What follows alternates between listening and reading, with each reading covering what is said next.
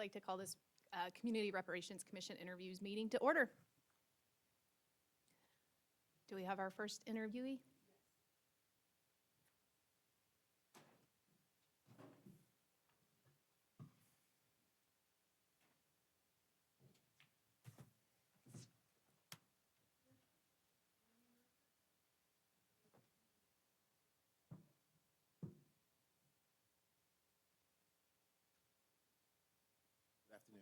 Good afternoon, Mr. Richardson. Thanks for joining us today. Thank you for having me. Absolutely. We're going to do a quick introductions of each other, and then we have just a couple of questions, and be mindful that we have about 10 minutes together. I'm Amanda Edwards. I represent District 2, and we'll start with Commissioner Presley and just head down. Hello, good afternoon. Commissioner Terry Wells, District 1. Hi again, Jasmine Beach for our District 2. Hey, Parker Sloan, District Strains. So I was District 3, now I'm District 2. So good. Happy Change Tuesday. is coming, right? Yeah. Welcome, Al Whiteside's District 1, and I'll stay District 1, I hope. I'm the only one where it's going. But it'll be a new district, but it's still one. All right, take a few minutes and tell us a little bit about yourself and why you're interested in serving on the Reparations Committee, Okay. please. My name is Duane Richardson. Basically a lifelong resident of Asheville, North Carolina.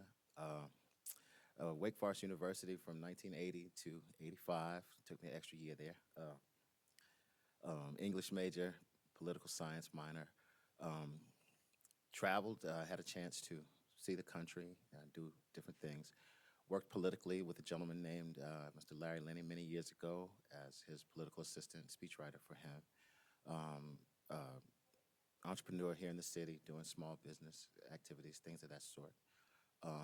My interest in the commission, as any man of color, this has affected my family, my culture across time. My maternal side of my family is from Asheville, and Mr. Whiteside may be familiar with, once upon a time, there was a place called Haynes Grocery at the corner of Blanton and Pfeiffer Street. I thought I was right, yeah. Okay.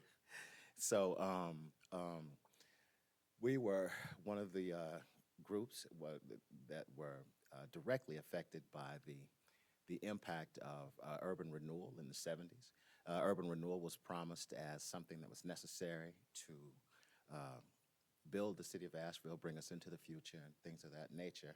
At the corner of Blanton and Pfeiffer, we owned a small grocery store, as I say, named Haynes Grocery. One of the, I like to think, and I feel like the community thought, was a real pillar of the community. My grandfather and my grandmother were both active in the Shriners and Daughters of Isis, givers to the community. But the city made an offer on their property in 1974 and said, this piece of property is vital to the success of urban renewal, and we really need the property. They reluctantly, after about 2 years of being courted, if you will, they agreed to sell. And ironically, my grandfather said to me, I was 12 years old at the time, he said to me, son, they will never build another thing in that spot. That was in March of 1974, and as we speak today, his prophecy is still true. And so it was the last remaining black business in the community. And he felt that urban renewal was a plan to kind of change the nature of the black community in the sense that the businesses would no longer be allowed there, and commerce would be directed towards a more central area that didn't at that time include us. We were fortunate enough to get a property in South Asheville, and he and my grandmother, their small mom and pop's business, and was successful. But nevertheless, it did change the nature of the South French Broad community. So from there, I should probably stop talking and take the questions. You're doing just fine, thanks. We'll start with Commissioner Beachfarrar and then Commissioner Whiteside. Thank you for sharing that. First question is just, could you talk about some of the specific ways you think this commission could engage community members so that we really make sure that community members' voices are heard throughout the process of moving forward with reparations locally? Absolutely. I think that there are several historic Black communities that go back across the entire Asheville history, all the way back to when it was Morristown, if you will. And so I think that engaging those families and finding members that are the ancestors of those folks would be very important, getting their feedback on how they've seen their communities change across time, what they feel their role could be if they were empowered economically, educationally, things of that nature. I think they have a story to tell that each sector, north, south, east, and west, we would be wise to include if I were considered to be a part of it. I have fond memories of your grandparents because we all went to the same church, so I know the family Nice to see you. well. The question I have to ask, if selected for the commission, what would you like to see as the end result of your work on the commission? Where would you hope it would end up? Tough question. I think that there is no, I speak economically for a moment, there is no amount of money that the National Treasury could offer to satisfy the emotional damages that have taken place across time.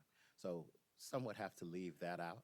And my end result goal, I believe, would be to find an economic solution that was based in economic theory, a non-emotional, a reasonable approach that incorporated the concept of we went 200 years or however long we wish to state that time period without a paycheck. And I think that there is an economic solution to that that says, hey, your work was done. Obviously, it was good. It was a part of the infrastructure and built the city.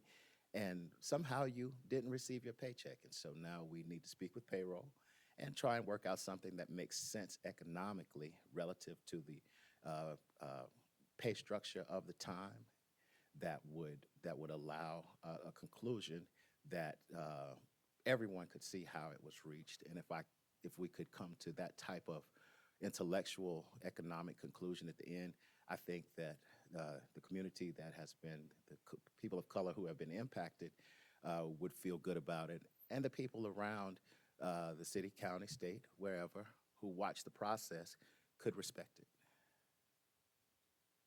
When you say economic conclusion, explain a little, let's go into it. Okay. What do you mean by that?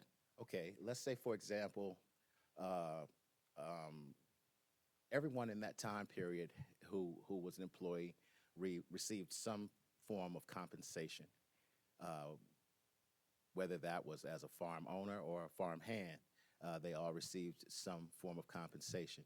Economically, there would be the equivalent of today's minimum wage. If we could come to an economic conclusion of what that was, and then a valuation system based upon the various jobs that were provided by the Black community, just as we do today, certain things hold greater value. If you were the equivalent of an engineer, maybe your family would receive a different compensation. If you were the important but regular, if you will, for lack of a better term, worker, you would receive a compensation, but it would be based economically in the beginning of an understanding of what the pay structure was for everyone at that time, and those who were excluded should be included based upon that economic scale. Does that answer? Somewhat. You know, I'll leave it at that because, you know, from the way I see it, it would be hard to determine that. You know, how would you figure that out? And I'll give you, I could give you some examples in my family that you wouldn't be able to, but I'll leave it at that, yeah. If I could offer one last thing. Uh-huh. There was an individual that I did some study. I first became curious about this while I was at Wake Forest in the process way back when. But there was an individual who was bought, and his Mr. Woodfin, slave owner at that time, paid $1,500 for that gentleman, and in today's money, that would be the equivalent of $50,000.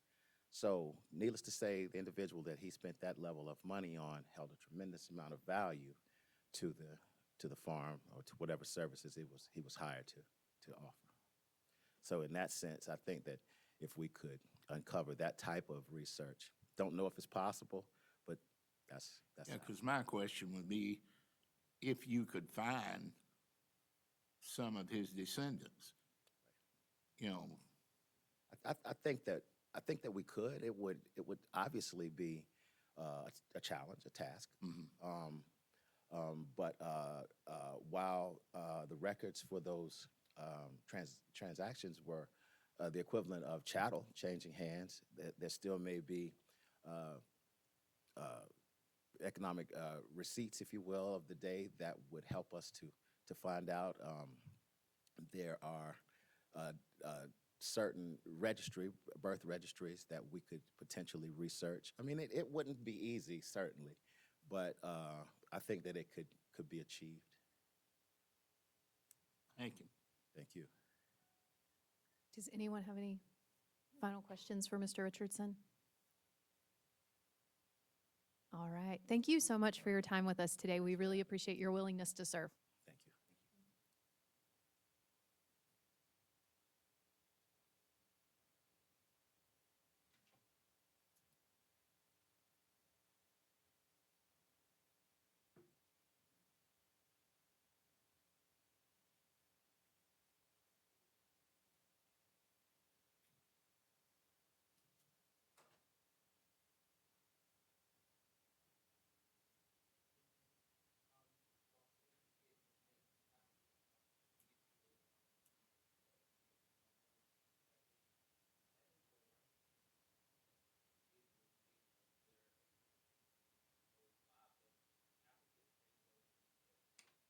Or-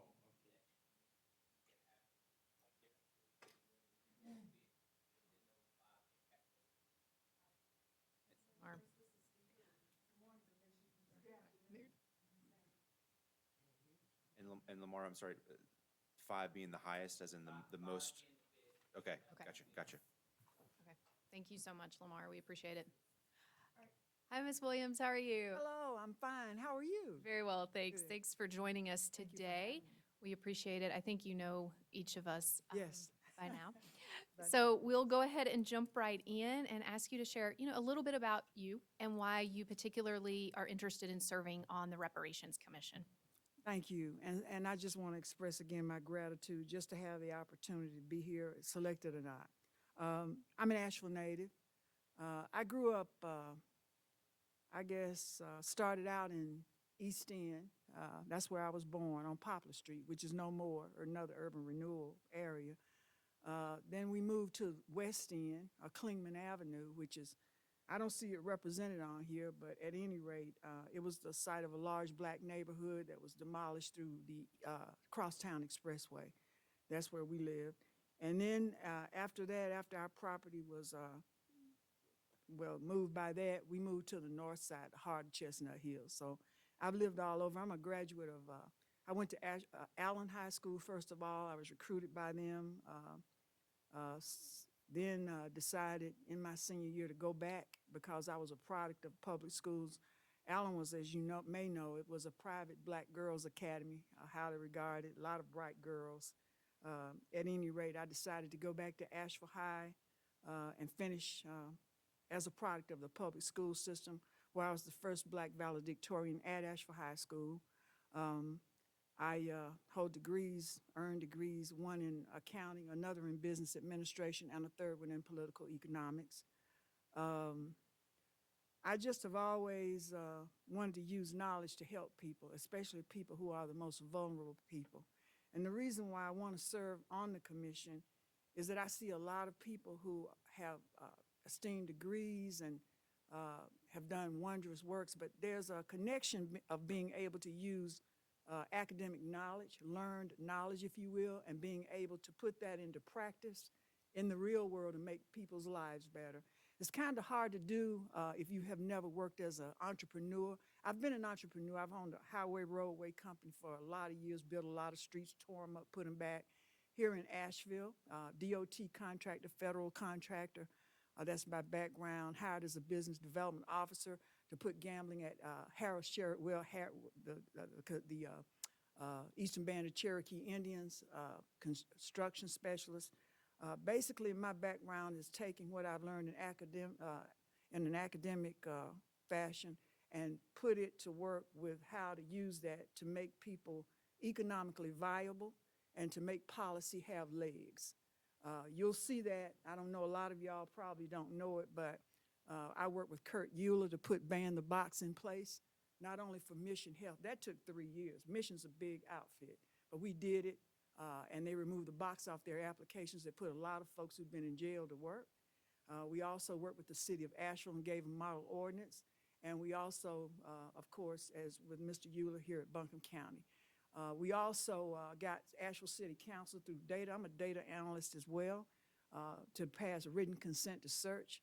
I don't know if you know it, but Asheville City has the largest amount of stops of African-American motorists in North Carolina, of any city with a population over 10,000. So we got that policy passed. So we know how to take data. We know how to use data to make it work, to really help people. So that's the reason why I want to be on the Reparations Commission, because there are very few people who know how to do that. And so I guess that's what my place is on earth. Ms. Williams, thanks. I have the first question.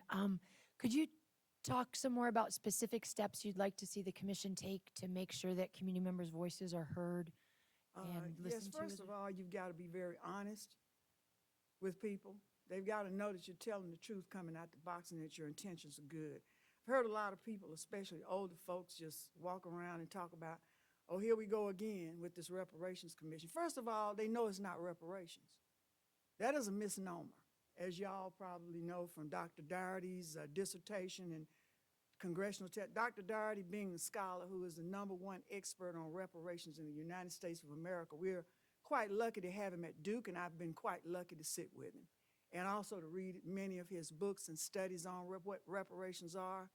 And let me just say that all the good intentions in the world are fine, but you need to just come out telling the truth. If this is community investment or reinvestment, we need to tag it as such. Let me also say that reparations can be a highly divisive term.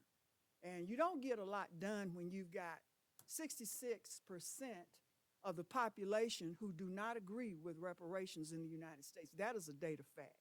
So one of the things, as I've told City, is you need to come clean with the people. They know this is not direct payment. So why call something reparations if it's not reparations? There can be no reconciliation unless there's truth. That's the first step, and then we go from there. Telling the truth. And I don't think it'll sell well in Barnesville, a Democrat either. I'm Buncombe County.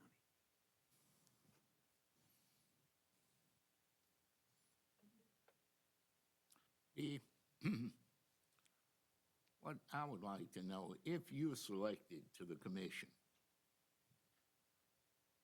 what would you expect the outcome to be, Commissioner, I guess. or to be successful? For success for me would be tangible outcomes in each of these 5 policy areas. Not just more talk and not more lawsuits as we have with the Vance Monument. Sometimes you need to be a practical person, and you need to know how to broker a deal going in. I'm just going to be very frank with you. All the altruism and fancy speeches won't get you where you need to go.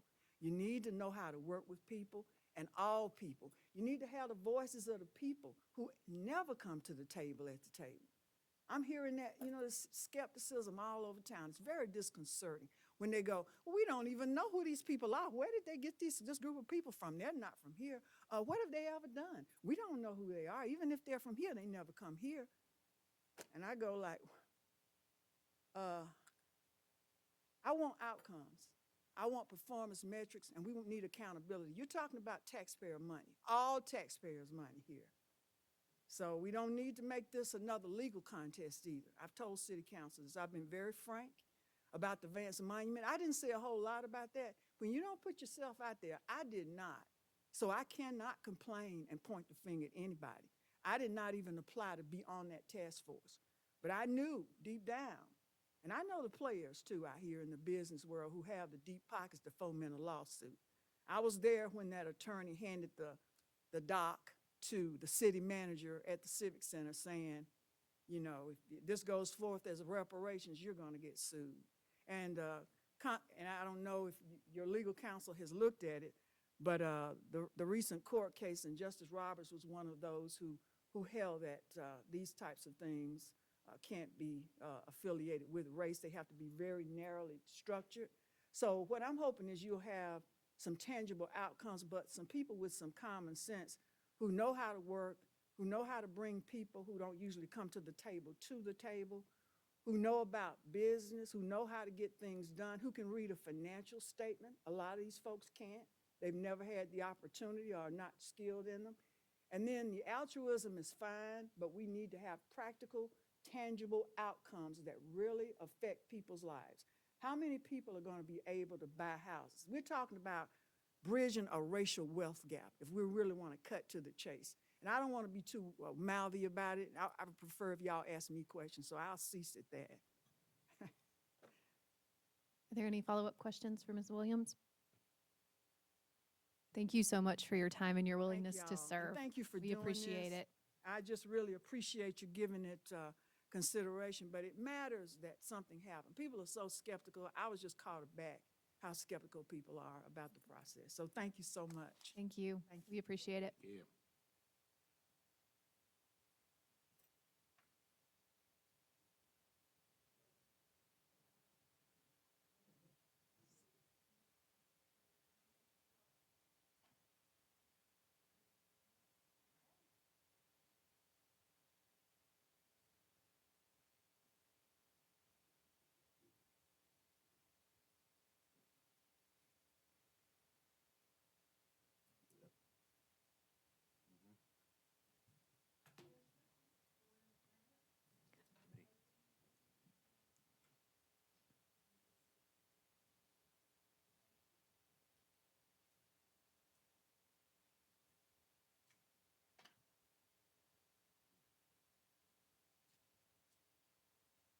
Good afternoon. Good afternoon, Ms. Grant. Thank you so much for joining us. We really appreciate your time. Thank you. We're going to do a quick round of introductions, and then we'll spend about 10 minutes together. I'm Amanda Edwards, and our districts are all different, so we're not going to give our district numbers anymore. We're all Buncombe County I was gonna say, commissioners. I'm not going to be tested on the district. No, ma'am. So we'll start with Commissioner Presley. Yes. Jasmine Beach Ferrara, thank you for joining us. Parker Sloan. Al Whitesides, good to see you Thank again. you. Thanks again for joining us today. Would you spend a few minutes and tell us, just a little bit about yourself and specifically why you want to serve on the Reparations Commission? Okay. And then we'll have 2 additional questions for you. Okay, my name is Belinda Kennedy Grant, and I was raised in Lawrence, South Carolina, one of the best cities in the state of South Carolina. And I have very humble beginnings. My parents were factory workers, and they raised us to be involved and to speak up for people no matter what color, race, gender. That's how we were raised. And my mama always say, don't get too big for your britches. And remember that it could always be you on the other side of the desk. And the reason that I want to serve on the Reparation Committee, not that I have a crystal ball, but I believe in lifting my voice to make a difference in the lives of people, to look at past injustices, whether it's systemic or structural, and to make a difference in their lives by being a voice and an advocate, because no one individual or no single organization can do everything. It takes all of our voices together.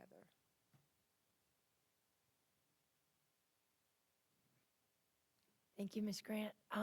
First question is, can you share some ideas about how the Reparations Commission could make sure that community voices are heard throughout this process and really directly connect with and engage with community members across the city and county? I think it's a two-way street. I think this reparation committee and the commissioners can make a big difference in just in what I believe in by listening, by advocating, and listening is a two-way street. If you ever get to the point that you feel like you have all the answers, then you've already missed the ball. And so I think, first of all, by being willing to look at past injustices in an objective way, whether it's systemic or structural, and to do what you're doing and looking at policies. And to me, the commissioners are already making a difference. I serve on the CHIP committee, the Community Health Improvement Process, and was asked last week to serve on the leadership of CHIP. And I was on that committee when we gave feedback as to Buncombe County to declare racism as a public health crisis. So it's not just about talking, it's about doing my part in the community. And you can't just, again, I just want to emphasize listening is a two-way street. So we have to listen to each other on the committee, and it's not my way or the highway, but just being a team player, and I really believe in that. And our programs have been cited as having, through the years with the North Carolina Department of Health and Human Services, they said, Belinda, one thing you're making us do better, we need to put a collaboration piece because your organization has already believed in that. And because of that, I received a Lisa C. Clark Award. She was a liaison with the state and died unexpectedly. And I received the first Lisa C. Clark Award because I do believe in doing my part in connecting the dots and inviting others to help me connect the dots. And I'm not sure if I answered your question. That was a long answer, wasn't it? Okay, thank you. Okay. My question is, if selected to the committee, what would you like to see the outcome be for it to be successful? I think a lot of people think reparation is just money. But when you look at reparation, you're talking about making amends. And if you look at history, there is not enough money in the world to make amends for past injustices. But I think a collaborative attempt by abiding by the guidelines that Buncombe County has established, if all of us come in there and we don't want to abide by the rules and guidelines that you as the commissioners have set, then we're back at square one. We have to realize that even if I'm appointed to the committee, and let me assure you that I will work very hard, or I would not have expended time thinking on my answers for the application, changing my answers, going back, changing them, because this is a very important piece. Reparations is very important, and a collaborative attempt to being an advocate, working with others on the committee, being supportive, hearing, listening, hearing and listening and providing input, but more importantly, you have to have some rules and regulations to make anything happen. Did I answer your question, Mr. Whiteside? Okay. Are there any follow-up questions for Ms. Grant? All right. Thank you so much for spending some time with us today and for your willingness to serve. We appreciate it. Okay. We'll be in touch. Thank you, and thank you for making it easy. Thank you. You're welcome. Thank you again. Thanks.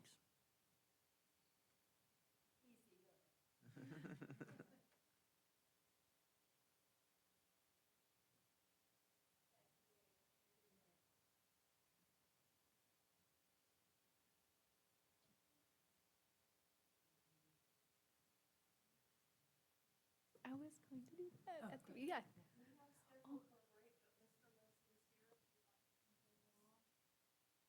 to just keep going? All right, bring him on in.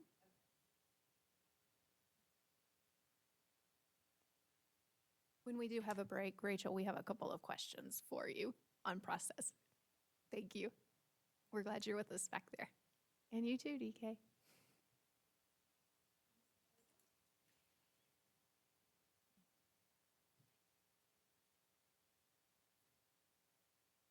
Hi, Mr. Leslie. Thanks so much for joining us today. I'm Amanda Edwards, and we're going to do a round of introductions, and then we'll spend about 10 minutes together asking some questions. We'll start with Commissioner Presley. Nice to meet you, Robert. Hey, Terry. Hi, Jasmine Beachflower. Thank you for joining us. Thank you. Hello, Parker Sloan. Hey, See ya. Good to see you again, Tom. Al Whiteside. thank you. Good to see you, Charles.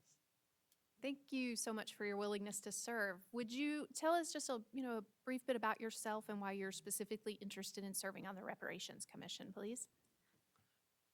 I'm a native of Buncombe County, and I think that that the idea of squaring up with some folks in our county is just an outstanding idea, and certainly worthy of our time and efforts to do so, and also the finances that will have to go into it. But I just, I've done business all my life here in Asheville, Leslie and Associates Property Management, and we've, based on my own inclination and position, and along with my wife, we've always practiced fair housing, and that goes all the way back to the early '80s.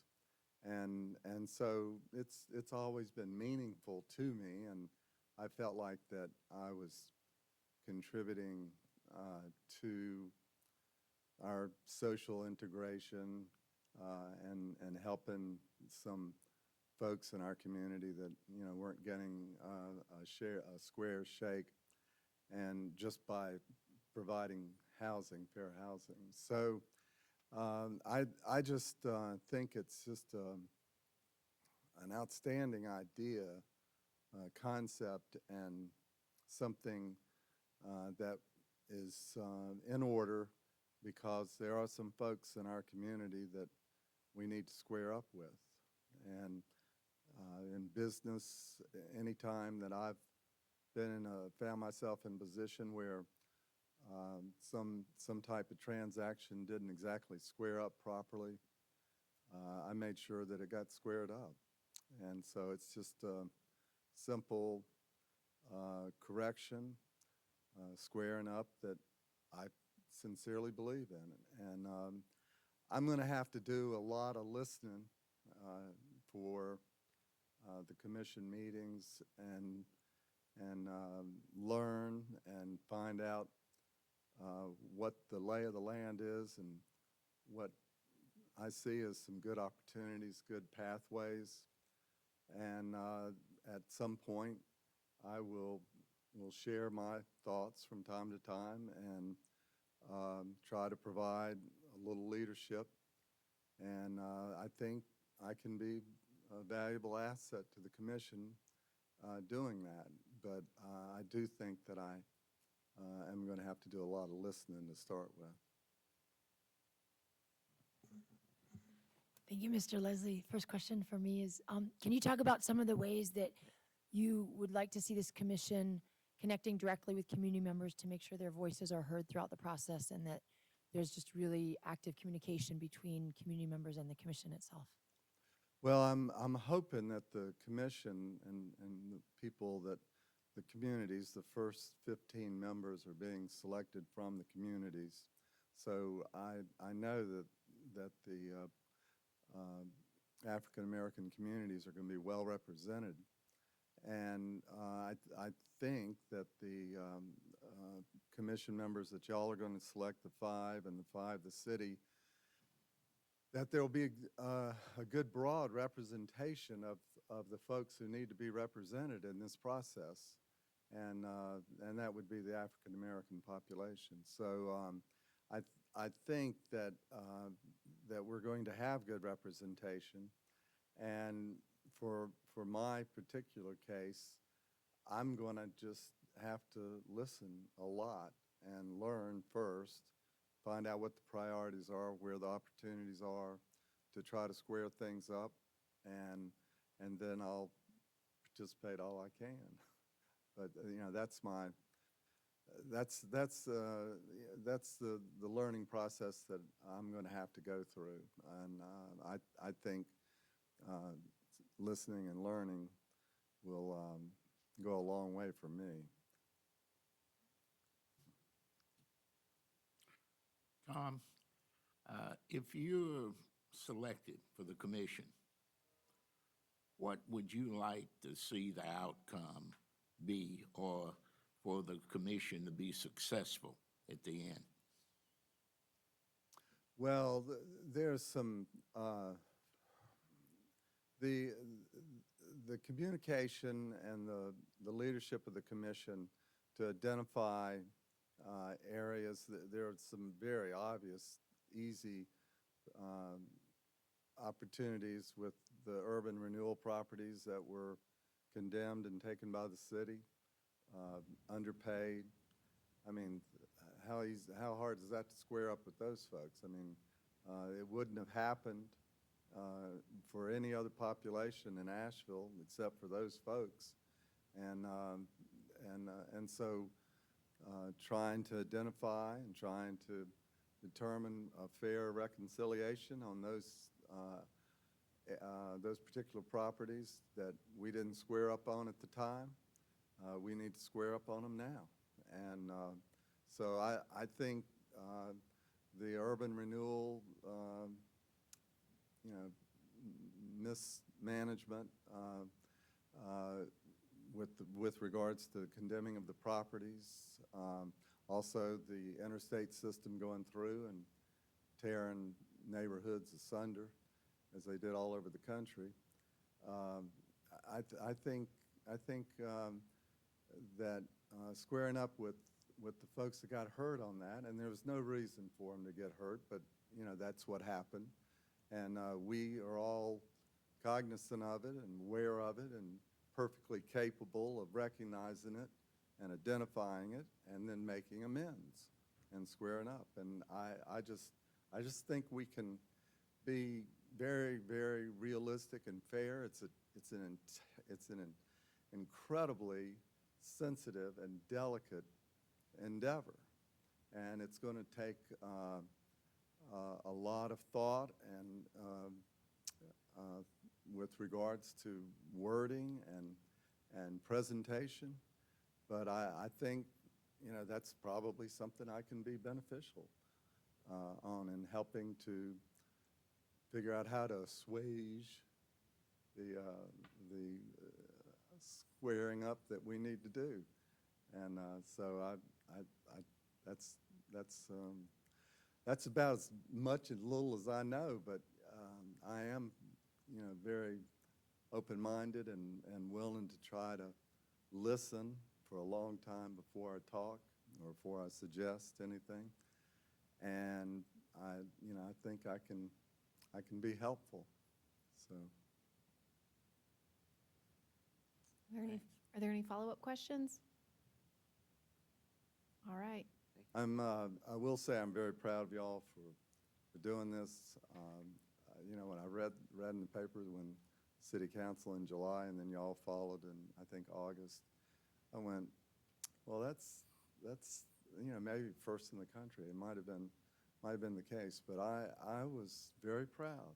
I thought that's going to be a very, very, very good thing to do. It's something that is going to provide some healing if we square. We've got to square first, but then once we've started doing that, it's going to provide some nice healing. And there's some broken hearts that need some healing in this case. So thanks for the consideration. Thank you for y'all's leadership, and let's get it done. Thank you so much. We appreciate your time and willingness to serve.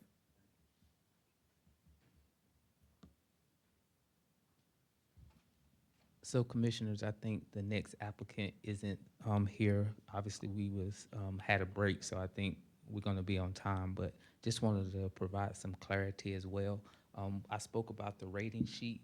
The rating sheet, the individuals had to rank their top interests. So their interests are 1 through 5. So 1 being their first interest, 2 their second. So it's not like a rating on all different levels, but Gotcha. they had to rate from 1 through 5 on their application. So just want to provide some clarity there.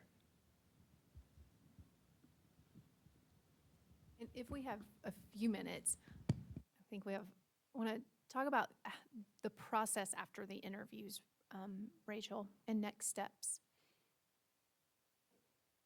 I think that's where we were headed with that.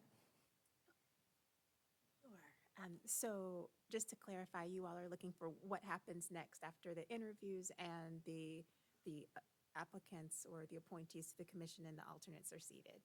Okay, so after that, the next step is for the entire commission of 25 individuals to be seated. The onboarding will be the next step. That will be coordinated primarily by the city's project manager, Deborah Clark-Jones. So we had an opportunity yesterday to see what the contents of the onboarding materials were. So that document will kind of provide a level set of what the commission will look like, what their expectations are, an anticipated timeline, scope, and then from there, they'll go into actually meeting. And so the first phase of those meetings is anticipated to be about 4 to 5 meetings, and that is bringing them together for educational purposes. So they'll have a number of subject matter experts that come in, scholars and so on reparations and redress. And so from there, they'll continue to move on.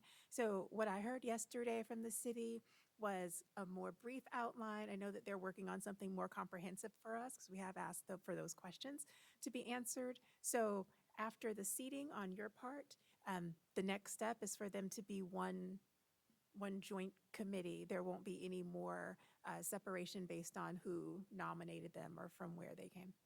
I'm sorry, I was just going to ask, can you provide any guidance or insight on how you want us to proceed after completing the interviews for the scoring process before we make any determinations on who we will be selecting this evening? Do you mean, can you clarify that? In terms of the scoring, Oh. are there any procedures that you recommend following as we determine who our 5 commission members will be? Because I know, there's a scoring template, there's several different avenues here, and I just wondered if you wanted to bring anything forward to us as a recommendation. Sure. Well, of course, it is at your discretion. I think the scoring template is probably the tool that is the most likely to have been used by the city. I can't, say, what kind of combination they did. I think that on your part, the utilization of the scoring template in at least some manner, even if it's, the scoring template and other questions and, your impressions, those things that are kind of, the soft pieces of being able to be in a room with an individual. I think that's very important. One thing that is unique about this opportunity that the county has rather than the city is that you are actually getting a chance to speak with the candidates in person. And that is a very different kind of setting. So you might have different impressions of the way that felt, being able to ask more candid questions. So I would suggest the template as at least, if not solely, I would suggest using that on some form because I think the questions there are ones that can be consistent across the way that all of the candidates were chosen or the appointees were chosen. Just a quick follow-up question on that. Thank you, Rachel. For the, I just want to make sure I understand our assignment regarding the impact focus areas. Are we, as we think about the 5 that we will ultimately vote for here, do we need to make sure each focus area is represented within those 5? Or do we need to make sure that each candidate demonstrates sort of a strong, or talk to us about that piece of it, if you don't mind. Yeah. Sure. No, and that's a really good question, Commissioner. So what you're looking for is a representative for each of the 5 impact areas. What is helpful, and I know that this is going to sound a little bit contradictory, but is for them to also have some interest in, one or two of the others. But what you're really looking for is one individual per focus area. The place where you're looking for more of a generalist is in the alternates. So Great. that is a place where you want somebody that's able to step into the role if somebody ends up having to withdraw from the commission. So I would suggest moving forward, really looking at those impact focus areas, filling them, if at all possible, in the ways that A, they rank themselves, and B, your impressions of them from the interviews today, but really looking for those alternates, the two or so that you choose, to be able to be well-rounded and step into any of those impact focus areas if possible. Okay, great, thank you. Sure. Now, how many alternates are we supposed to select? The suggestion is 2. 2? Mm-hmm. That's what the city chose. The last time I was able to speak with you, again, that was my suggestion. You're welcome to choose, 3 or if you want to, but 2 is what we're probably looking toward as a standard.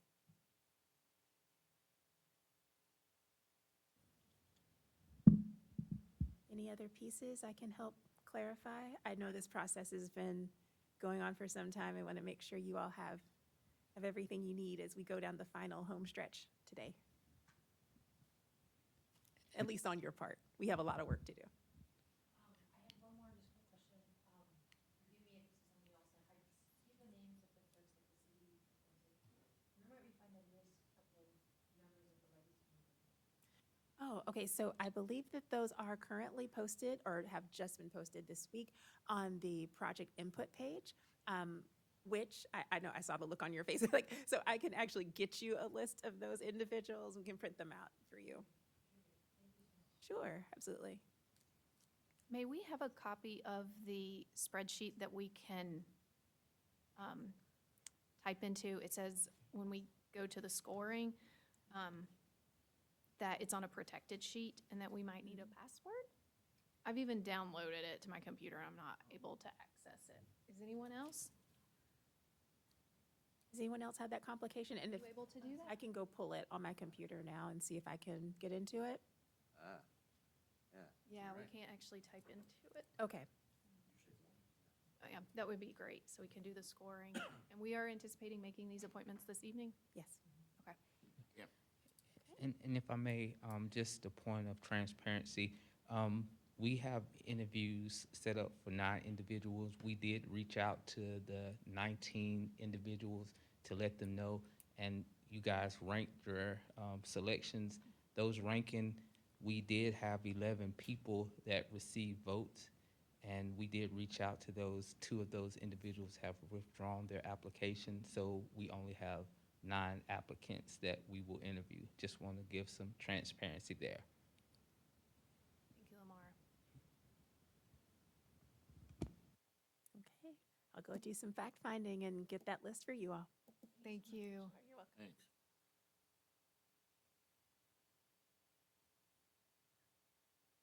Lamar, should we send the scoring sheets to you when we complete them? Or just, okay, okay. Just want to talk through process. I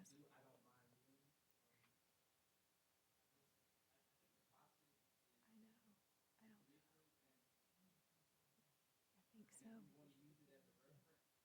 Mm-mm. Yep, I think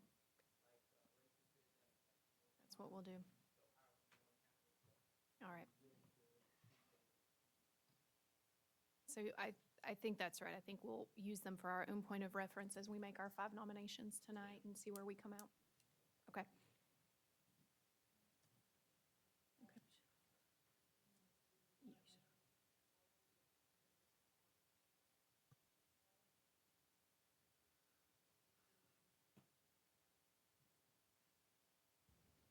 So what time is it? We got, I'll just wait, we still have 2 minutes. I actually have a text from Kelsey Simmons, and she wasn't aware it was in person, so I think she wants us to call her. Okay. would you like for me to make the call, or are you comfortable doing it? Okay. It is on Yeah, the look on the sheet. sheet. There it is. Yeah.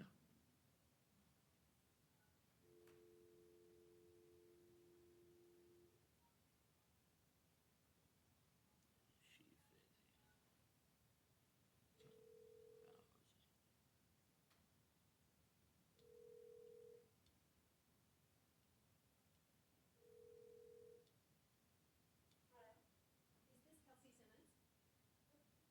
Hi, Kelsey. This is Amanda Edwards with the Buncombe County Commissioners. Are you ready to interview the phone with us? Great.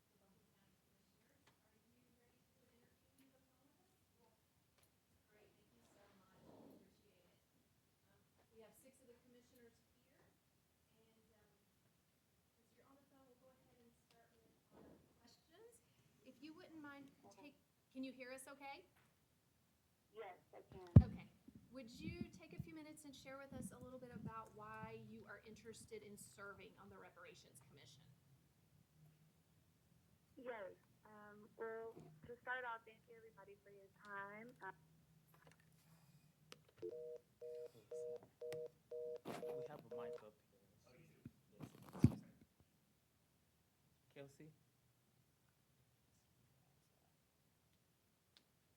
Lost.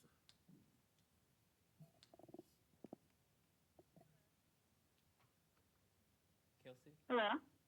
are you there? Yes. Sorry, we lost you. Oh, you're fine. You're fine. All right. Um, We'll ask you to start yeah. over, please. Yeah. Just share a little bit about why you're interested in serving on the Reparations Commission. Thank you. Yes. So, my name's Kelsey Simmons. I am an Asheville native, and basically, I have spent a lot of my life in the nonprofit industry in terms of, facing and solving inequalities when it comes to racial equity, home ownership in the Black community, and other things such as access to resources in the Asheville area. And so, I think it's really important growing up in Asheville and being raised by my grandmother, who was strongly affected by urban renewal and, faced the challenges of being a Black homeowner and dealing with the struggles that really took a toll on me, and it showed me that that this is something that needs to be addressed, and that's why I decided to get my degree in political science at UNC Charlotte and start working in the nonprofit industry in order to put time in to solve these issues. I'm also in real estate as well. I'm a real estate agent, so I get to see both sides of the coin. I get to see the nonprofit side of the coin and the struggles and the problems that come with that, but also, the real estate side, where properties are steadily increasing and it's becoming extremely difficult for people of color to, gain access to generational wealth through home ownership. Not only because, properties are getting increasingly more expensive, but also because the lack of knowledge of the resources that are available when it comes to home ownership. So basically, with that background, that is a big chunk of why I'm interested, because of the work history I have, but also with the generational ties that I have of being an Asheville native and seeing my grandmother go through the inequalities of the things that have happened in Asheville. Thank you so much, Kelsey. This is Commissioner Jasmine Beach Ferrara. I have the first question. One of the most important things this commission will do is really engage with community members throughout the whole process and make sure that community voices are heard and listened to throughout the process. And I just wonder if you could share some specific ideas about ways that from the start we can make sure that community members are part of this commission's work and really integral to where this process goes.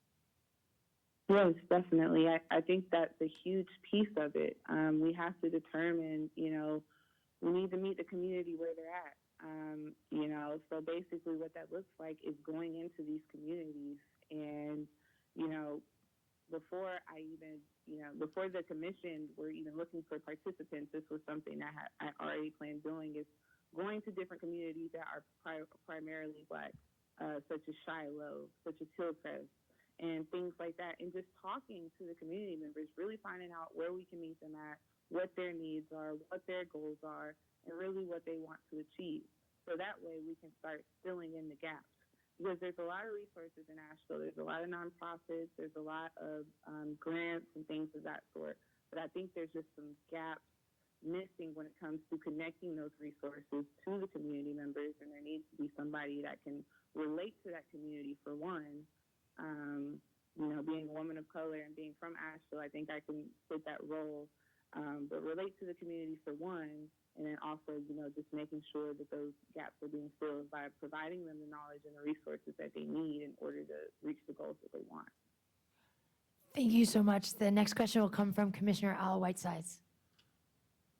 Hi, Kelsey. Can you hear me all right? Yes, sir. Oh, Hello, how good, are you? because I'm on the other side. I was concerned. I thought I had to get up. Well, welcome. Thank you for applying. Kelsey, the question I have is, if you're selected to the commission, what would you want to see as the outcome of the commission to be successful? Yeah, so I've definitely thought about this several times on what the outcomes would look like. And, with the specific background that I have, my main goal would be connecting the community towards more home ownership opportunities. And what that looks like, I know we can't put every, person of color in Asheville in a home tomorrow. I know that's very unrealistic, but there are still Black homeowners in Asheville that steadily, and we've seen articles about it, that steadily lose their properties when it comes to lack of knowledge about property taxes or lack of knowledge about how to pay the mortgage or anything like that. So I think we need to just connect more with the Black homeowners in Asheville in order to make sure they're not losing their properties and to make sure that their youth, their nieces and nephews and sons and daughters understand the importance of passing on that generational wealth. I think because Asheville isn't as much of a diverse place as many people of color would like it to be, that when it comes down to the niece and the nephew and the daughter and the son to take on that house that grandma and grandpa had, they don't want it. They just want to sell it. And that is already losing years of generational wealth that could be just steadily increasing. And so my idea would be to just, be a form of a consultant for this community, a consultant for the community on how to just improve generational wealth. And I know that sounds broad, but basically that just looks like, connecting them with the resources that are already out there through the nonprofits and the, any other resources that may be out there, and then making sure that they can still obtain that generational wealth through that knowledge. Thank you. Are there any other questions? All right, Ms. Simmons, thank you so much for taking some time with us today. We really appreciate it, and we also appreciate your willingness to serve on the Reparations Commission. Yes, thank y'all so much. I hope y'all have a great day. Thanks, you do the same. Okay.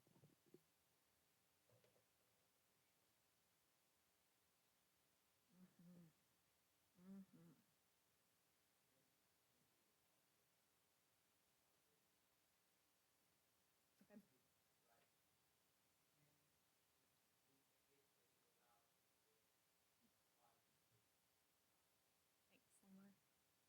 You all ready? Want to go ahead and give her a call? Let's do it. All right.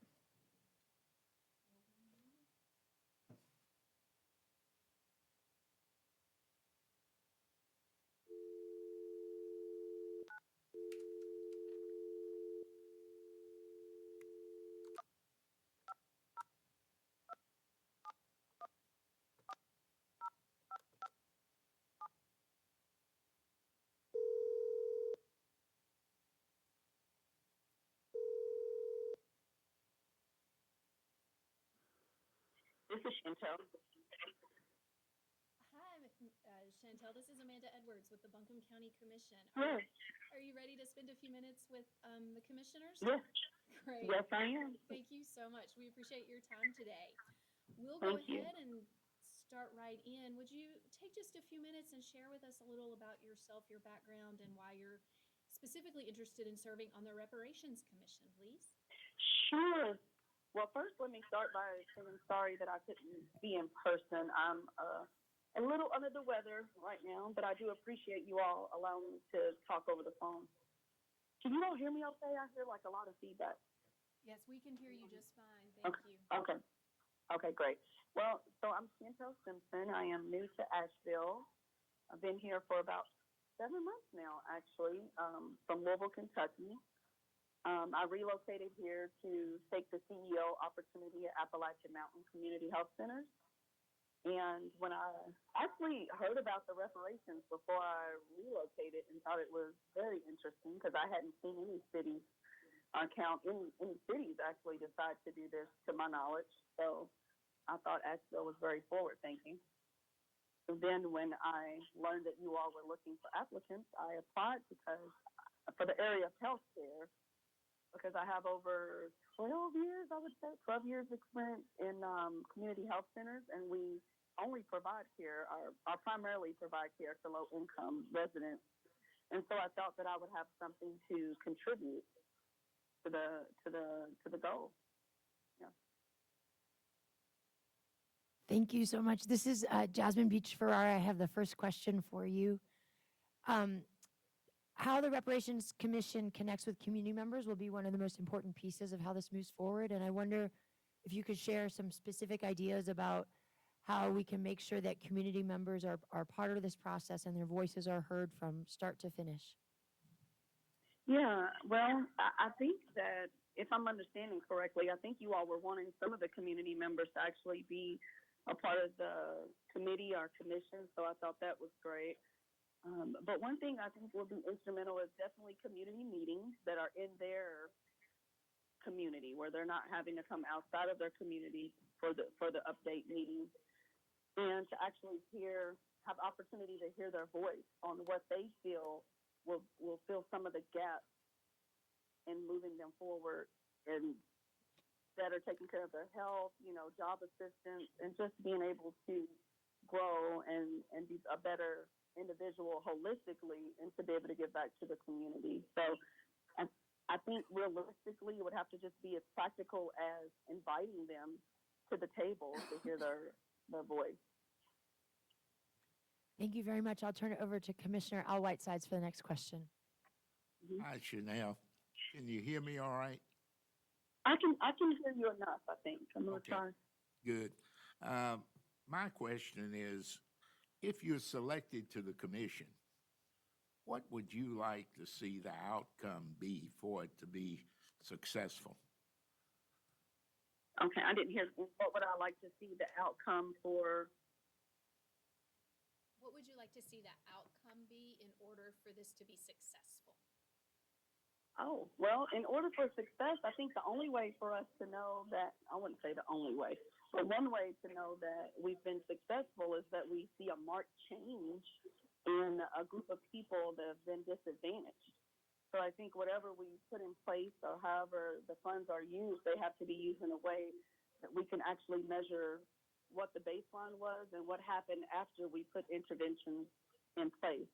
I applied to be able to contribute towards health because I would like to see individuals walk away, whatever interventions we put in place, individuals will gain an understanding that they are responsible for their health care and that they can somewhat feel entitled to be responsible, because I feel like right now disadvantaged groups put the onus and responsibility of their health care in other people's hands, because maybe they're used to people telling them what to do or telling them what's only available to them, versus those people who have a very strong health literacy, they advocate for themselves. So I would love to see the community that we're targeting feel confident and entitled enough to advocate for themselves and to understand that the future of their health is actually in their hands. Yeah. Thank you. Thank you. Are there any other questions for Ms. Simpson? All right. No, quick. Thank you so much. We really appreciate you taking time with us today, Ms. Simpson, and for your willingness to serve. And we'll be making our decision this evening. Okay, thank you very much. And again, thank you for allowing me to do this over the phone. You are very welcome. We hope you feel better. All right, thank you. Bye-bye. Bye-bye.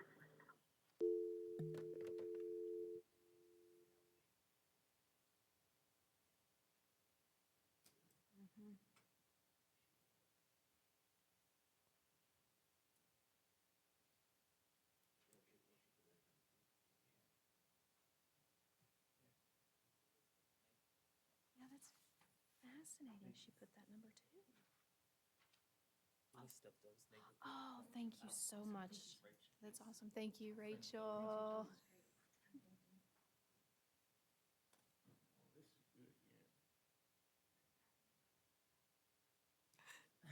Thanks so much. If not, we'll make it work no matter what. Next, Renita. I used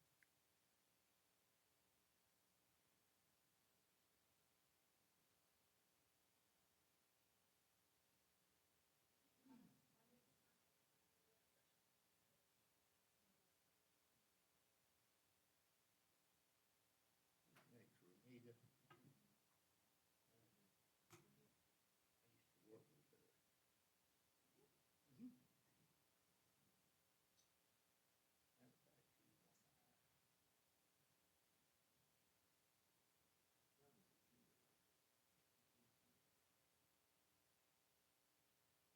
No, he's a senior. His dad is William. Yeah, his dad is William Henry Young Jr.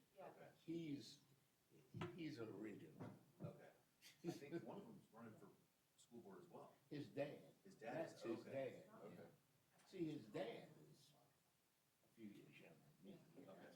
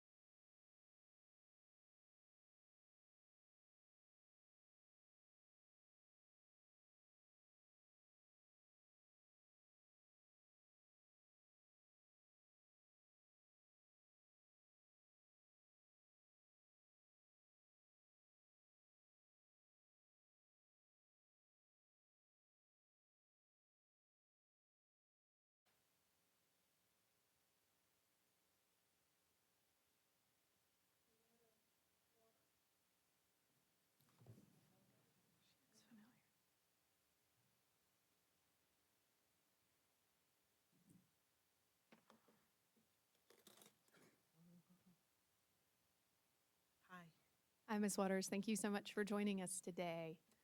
We appreciate it. We're going to do a quick round of introductions, and then we'll get started. I'm Amanda Edwards, and we'll start with Commissioner Presley. Nice to meet you. Nice to meet you. Good afternoon, Jasmine Beach Ferrara. Thanks for joining us. Thanks. Hi, Parker Sloan. Thank you. Renita, welcome. Al Whitesides. I'm a friend, her dad and I were classmates. I've known her, and we worked together at Wachovia, so yeah, good to see you. Nice to see you. Ms. Waters, thank you again for joining us. We appreciate it. We're going to start with asking you just to share a bit about yourself and why you're specifically interested in serving on the Reparations Commission. Like I said, my name is Renita Waters. I was born and raised here in Asheville, went to school at Asheville High, left and went to UNC Charlotte. And so from UNC Charlotte, I had several positions as an assistant manager in Walmart in Seneca, South Carolina, and just some issues with my mom and her health. So I relocated back to Asheville.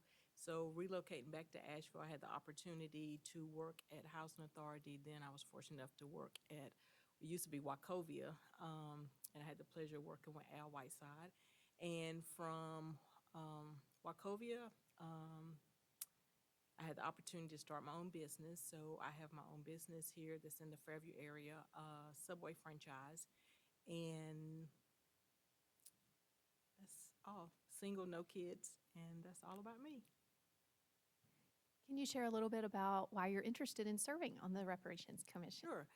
With my financial background and working in business and being self-employed, I think I would be a great access to the economic development. And I've served on the Housing Authority Board. I did 8 years, a 2-term for 4 years apiece, and worked with Gene Bell before he retired.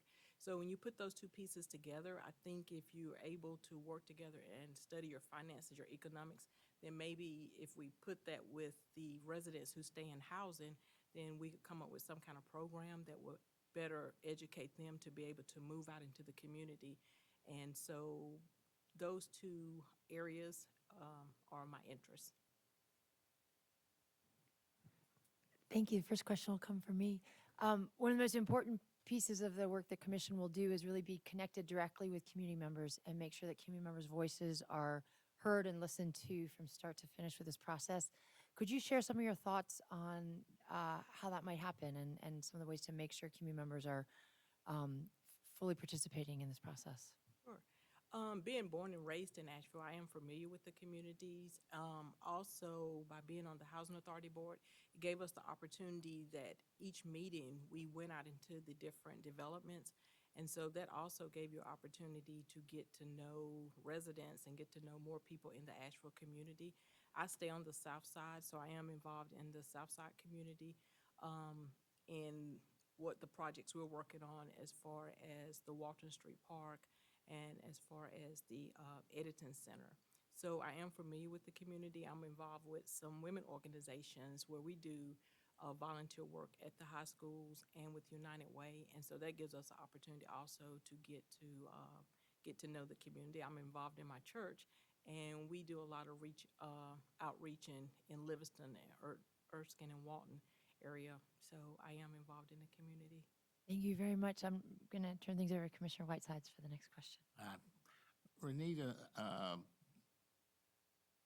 if you are appointed to the committee, or if we select you to go on the commission, what would you like to see the outcome of the committee, the work for the commission be in order to consider it a success? Okay. To consider it a success, I think that going out into the community, listen to what the residents of Asheville would like to see, and then developing a plan, and whatever that plan is and what the community wants, coming back and working with the city, working with the county to see how we can develop it. And so if all three of those parties can come together, then I think the program will be a success.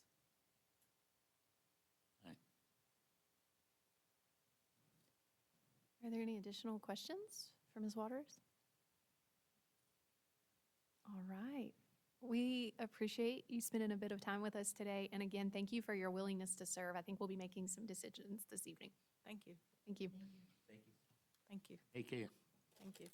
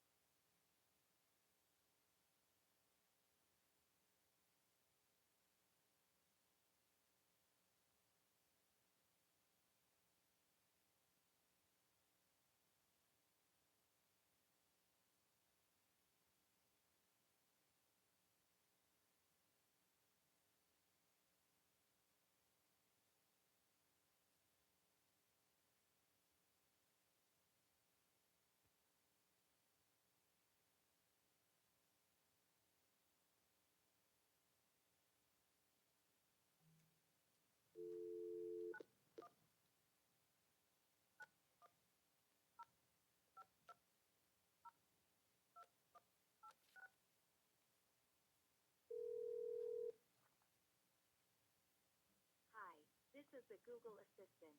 Can I ask what you're calling about? Reparations Commission interviews. All right, hang on while I try to reach them.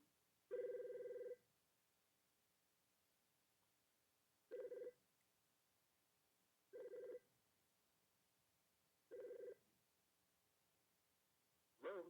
Is this Christopher Gordon? Yes, it is. Hi, Mr. Gordon. This is Amanda Edwards and the Buncombe County Commissioners. Are you ready to spend a few minutes with us? Yes, I am. Great. Thank you so much. We appreciate your time. We have 6 of the commissioners here this afternoon, and we're going to go ahead and ask you to share a little bit about yourself and why you are specifically interested in serving on the Reparations Commission. Okay. My name is Christopher Gordon. I am a special education teacher at School of Inquiry and Life Sciences at Asheville, which is based at Asheville High School. I've been a teacher for about 26 years. I've lived in Asheville for about 6 years now, or in the Asheville area. I don't live in the city limits. The reasons I applied, I thought that I might be helpful to the commission. Being an educator, an active educator, I thought that might be one of the areas that needs some work in Asheville. I'm also think that the reparations in this commission can make a big impact in terms of creating institutions that increase equity in the city and begin to dismantle some of the systemic racism that's been ingrained in Asheville over the years. Great, thank you. Oh. Can you hear me okay? Yes. Oh, great. This is Commissioner Jasmine Beach-Farrar. Thank you for joining us.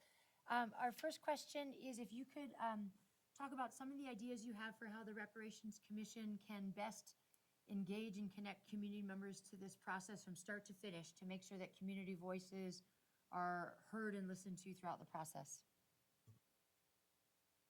First, I think there needs to be a pretty comprehensive needs assessment so that the commission is hearing directly from community members as to what their concerns and needs are.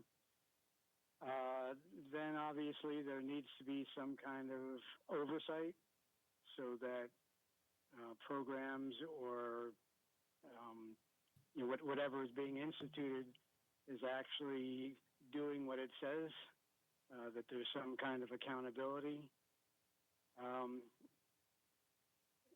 And that obviously needs to be ongoing. I'm just trying to think of how else to answer your question. Thank you. I think I'll stop there. Okay, thank you very much. I'm going to turn it over to Commissioner Al Whitesides for the next question. Okay. Hi, Christopher. Can you hear me all right? Barely hear you. Let me come over.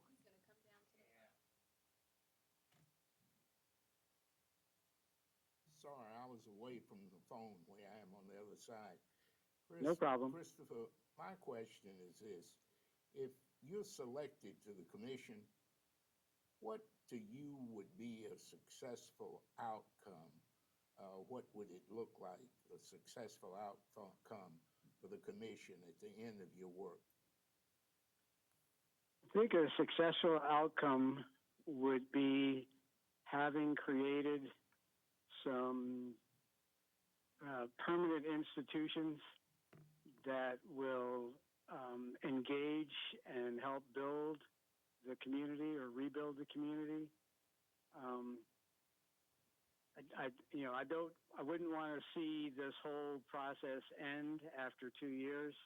I think one of the things we have to do is create some enduring institutions that are going to continue to develop the community. Thank you. This is Amanda Edwards again. I have a follow-up question for you. knowing that Okay. you're an active educator, would you see yourself serving on the commission and engaging students as part of hearing from all community voices, since you have fairly, good access to high school students? Yeah, I think, obviously, the cliche is that, the students are our future, but they certainly are. And if we're going to keep them in this community, because obviously we're losing young people, their voices need to be heard and their concerns need to be addressed, so they can stay and help build an equitable Asheville. Questions for Mr. Gordon? Okay. Thank you so much for spending a bit of time in the middle of your teaching day with us, and we really appreciate it and your willingness to serve on the commission. All right. Thank you for listening to me. Thank you so much. Have a great afternoon. All right. You too. Bye-bye. Bye.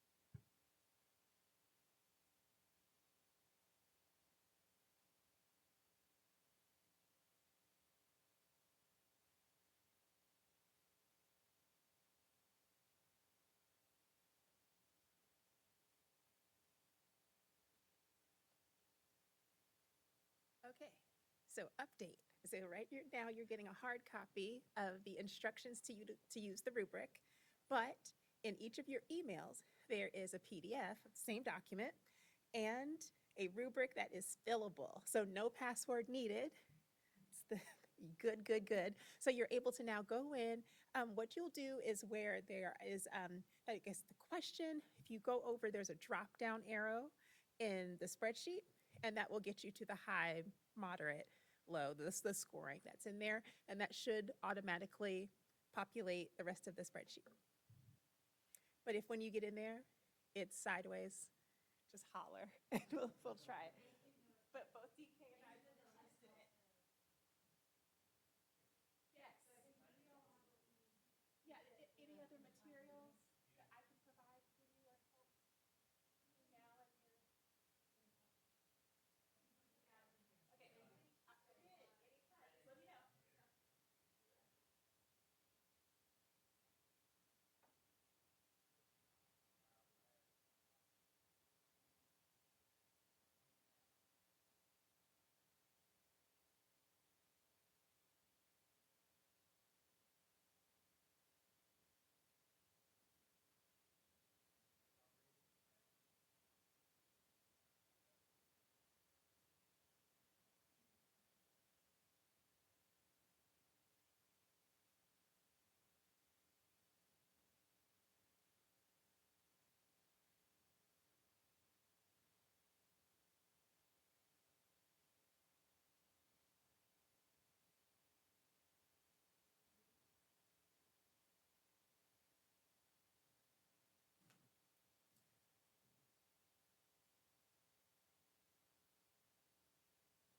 Hi, Ms. Lee. Thank you so much for joining us this afternoon. We appreciate your time. Thank you. We'll do a quick round of introductions and then we'll get started. I'm Amanda Edwards.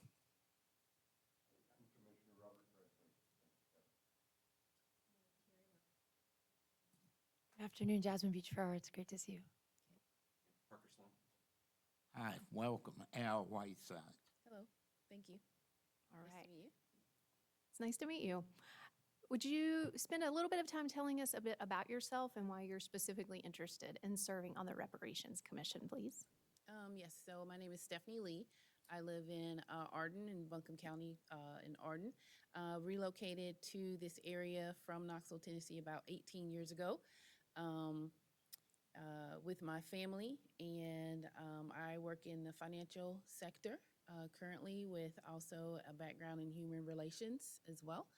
And my interest in participating on this committee is twofold. As a minority in the community, I think it's important that I actively be involved, as well as demonstrate that as a role model for my children and the youth in my community to be actively involved in their communities. Also to be an advocate in the community, and I think I bring a different perspective to this committee as well because of my background. I have a degree from Harvard University in business analytics, as well as my financial background and my in-depth concentration on human relations. So I think those aspects that I have and those qualities that I maintain and can project can be an attribute to the discussion points and resolutions to be productive.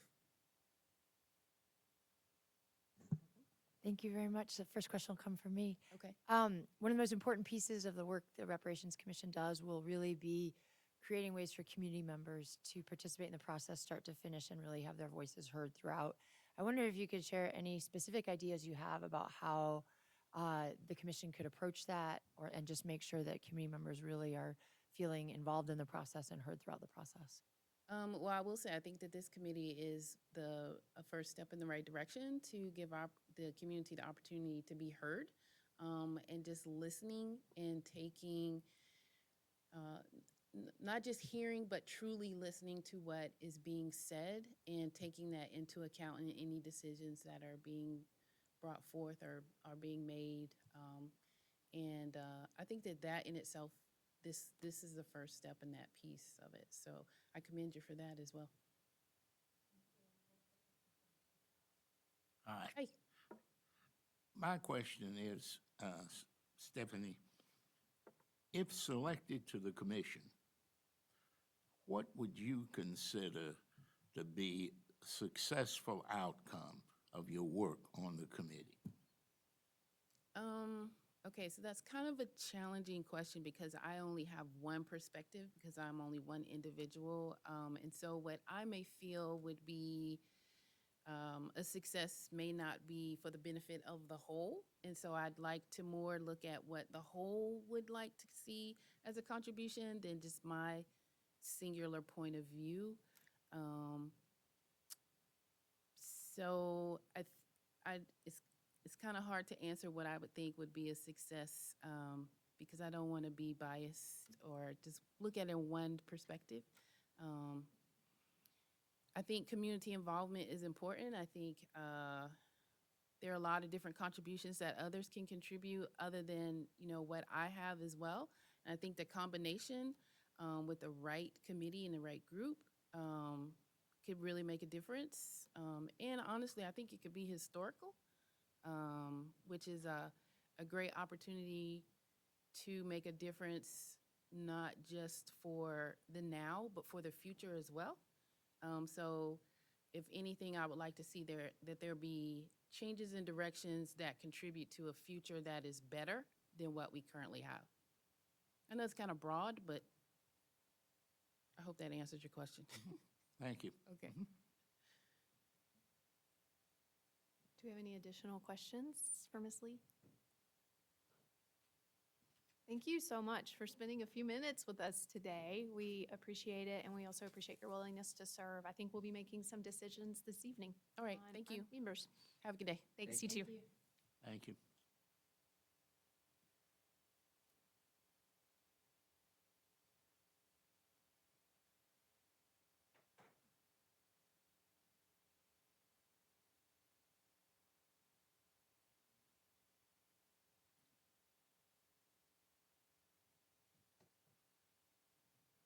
We've completed our interviews.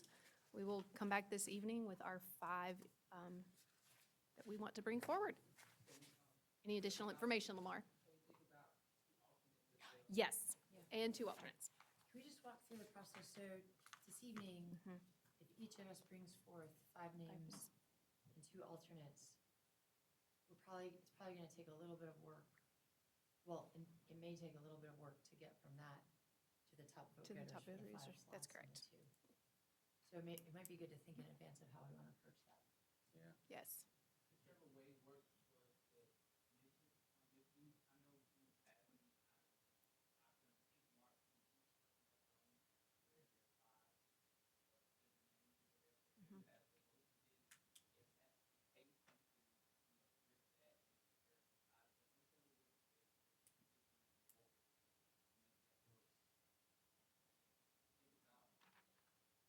And we also want to be cognizant of the impact focus areas too, to make sure that we get someone that covers each of those.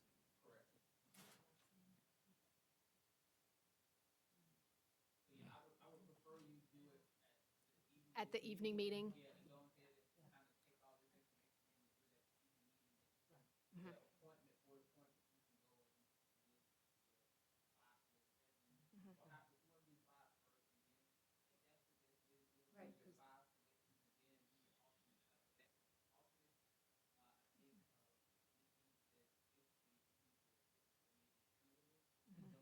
Right. Would it, oh, I'm sorry, Jasmine. Five. Right, that's what I was gonna say. Mhm. So that's where I was headed. I wonder if it makes sense What? when we give ours that we say, you know, for example, Terry Wells 4, or that maybe we just go around and we say, these are our top 5 for criminal justice, and then go, does that make sense? That would make it easy to calculate the numbers and who's Okay. voting for who if we did it that way. Yeah, and maybe that's a good point, Terry, I like that. Your top 2 per category. Mm. Because there's only 9. Mm. I feel like that might add in. That a might add couple in of- too that many. might Be stretch too the many. process out. Yeah. Or- I think if we give our top 5 and then the alternate, and someone go through them, and then if we hadn't got someone for a category, it takes away. Your top one. What do y'all think? You've been quiet down there. It sounded to me like you were It'll saying ease top it a whole 5 lot. for each category. Oh, no, no, no. Just One. one for each Okay, category. yeah, okay. Mhm. And then I think several folks here have multiple categories they Mhm. could. That's what, Yes, sir. yeah, that's what I was looking at. Right. If we go into it without orientation as well. Mhm. Okay. Are we Does this good? feel like it's gonna work in real time? I think so. Okay, We will make it work. I think it'll work. I think Okay. the Okay. suggestion about the impact focus areas to do it per impact focus area first. And then we can, you know, if somebody is not picked out of that group, that person could move to the next group. So, you see what I'm saying? So if we get to housing and we list and the person does not, the other 5 individuals does not reach that person, we can give that person to another category. So, if that Okay. makes sense. Yes. So we'll bring forward one name for each category, and then we can carry them over to a different one if we need to. Okay. Does that make sense to y'all? Okay. All right. If we don't have any other business, we'll adjourn our meeting and see you at 3. Thank you. Thank you.